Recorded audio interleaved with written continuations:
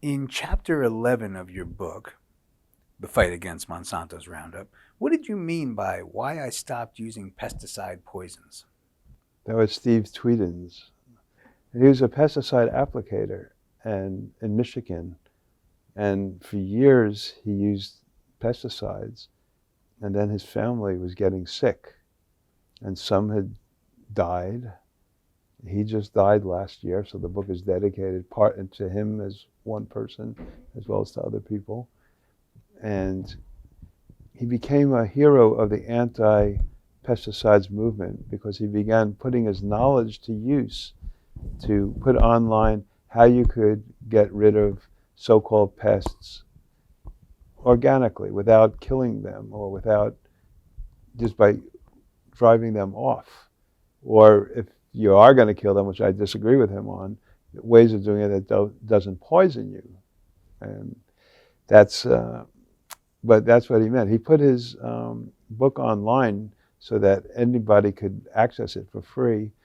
And it's The Best Control, Steve Tweeden. And he testified with us also before the city council on what we were going through in New York City. It was quite great. He was there trying to testify when they said, no, we're not taking any testimony. And I stood up and said, what do you mean we're not taking any testimony? You know, this is a city council hearing, you have to. And I just kept persisting. It was almost nobody there, just like 5 people. Let us testify, get it on the record. And so they sort of escorted me out out of the city council chamber. And it turned out to be the city council who ordered it was not only Christine Quinn was in charge, who supposedly was a progressive, which she wasn't at all. She was in bed with every real estate developer, and just like de Blasio is. And a fellow who is the city council member from somewhere in Queens who went, Gennaro, who went to Stony Brook, and who knew me at Stony Brook, and I knew him as this right-winger there. But here he was, an environmentalist, supposedly, on the city council. So he was just, it was like old days, getting escorted out under their orders.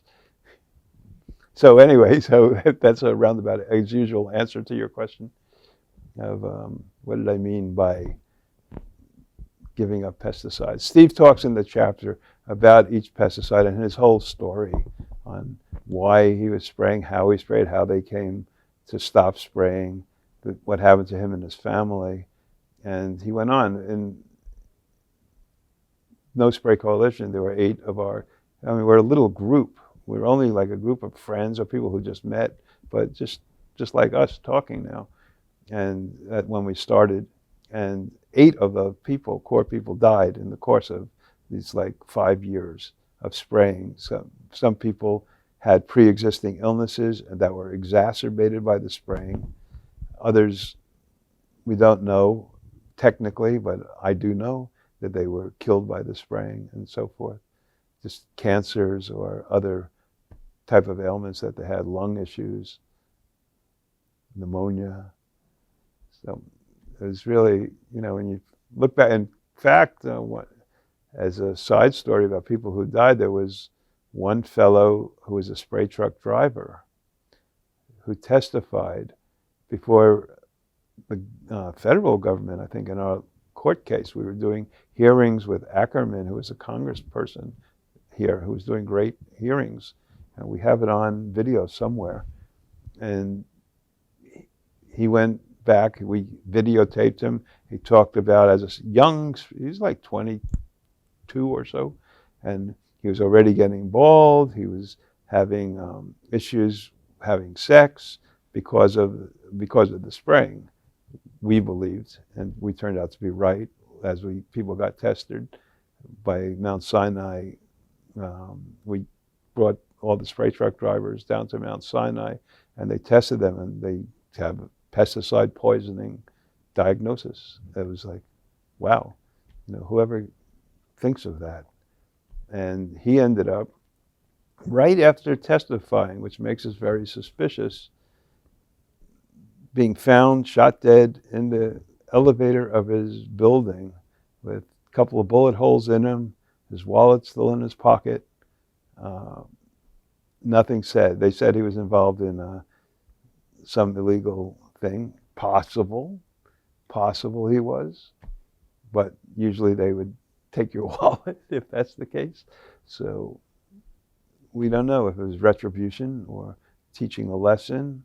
Now some of the other spray truck drivers are in the hospital today. I just spoke to a lawyer, Joel Kupperman, and he told me that one of them, the main ones, was again in the hospital. And these are just poor people who were recruited originally to spray, who didn't know anything. They came out of the projects like I did, like originally, and like a lot of people did, and who needed a job. And so they sprayed, and they spent the whole time a lot of the time in their trucks at the end of their shift spraying.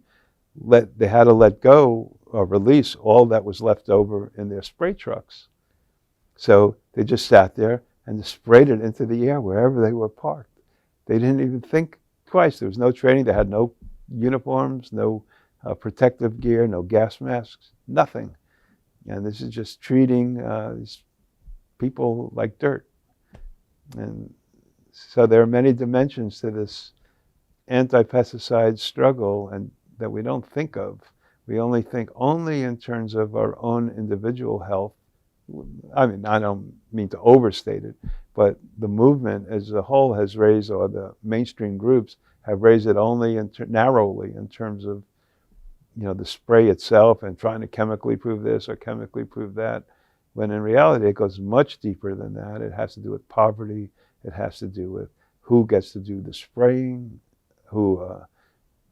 why aren't they unionized? What happens to the police officers who were following the spray trucks and who never were instructed that they were sucking it into their cars through their systems while the spray truck is going? Now, we did meet with the police union, and they were most helpful. They told us about a thing called the biochemical handbook that every police officer got at one point from the mayor's office. And in it, it said, again, Robert Letterman was one of the people who got this, and it said that keep your window shut. Although who knew that the spraying was toxic? So here they are in the handbook saying that it's toxic, but in reality, they're saying it's not toxic. Mayor Giuliani said, again, you could just drink this, like the other one. You could just drink it. And we all, yes, drink it. And he said, and these people are just alarmists and terrorist supporters. They want to be on, because that's when they were saying Saddam Hussein was doing the spraying. In Chapter 9 of your book, The Fight Against Monsanto's Roundup, what did you mean by which side are you on? Well, that was sort of a pun on pesticide. Whose side are you on? The side of the people or the side of the drug companies, the pesticide manufacturers, the DuPonts and Dow and Monsantos and Syngenta and ChemChina, and just aren't that many of them. There are only like a few, and they're now they're consolidating, and they're controlling the world's seeds. So we have Bayer buying Monsanto for $66 billion a couple of years ago. We had Syngenta merging with ChemChina. We have Dow and DuPont merging into something called Corteva. Who knew about that? All within the same few years, just the last like 4 or 5 years. And they now control, between them and maybe one other major company, BASF, that are controlling about 80% of the world's seeds, almost all of which is genetically engineered, can't be replanted. You have to buy them anew each year from the companies that manufacture them under penalty of who knows what. Monsanto has their own police force that's allowed to come onto your land to check for what seed, whether you're using their genetically engineered seeds or not, illegally, supposedly. When the spray drifts onto your land, like the case of Percy Schmeiser in Canada, where he was a canola farmer and had this huge field in Western Canada And it's like a famous case that went all the way up to the Canadian Supreme Court. He didn't want genetically engineered or pesticides on his land. He was just planting canola, which itself is problematic because it's not a real, I mean, it is a real plant, but according to Percy, when I spoke with him, he said he would never eat it, canola oil, even though we were told that it was healthy for you. It's like, and, but anyway, so the spray went onto his land and polluted his existing, it drifted. It wasn't the spray that drifted, it was the genetic component, I don't know, parts of the plant that carried over and crossbreeded with the existing plants. And Monsanto came onto his land, had him arrested for stealing their property, as if he wanted it. He had no idea. So he felt that this was a way that he could fight, though. He was an interesting person, and he wanted to fight that he wasn't stealing their property. They were trespassing on his land. And this became a huge issue in the court. The court eventually ruled in Monsanto's favor, but only fined Percy like $1 or something as a token. It's still horrible because he should have won that. And similar things are happening here now, where Monsanto has their own police force that could come onto your land. So when we think of Monsanto now being owned by Bayer, which is the world's largest manufacturer of neonicotinoids, which is killing bees all over the world. So we think, Bayer, how bad could Bayer be? A friendly aspirin company. They make aspirin. They get rid of headaches. Well, they worked with the Nazis in World War II. They helped provide the gas for the gas chambers in World War II, before World War II. In fact, all the pesticides used today have origins in World War II as nerve gases that were used by the Nazis and also by the British, and also to a lesser extent at that time by the US. So it's all there.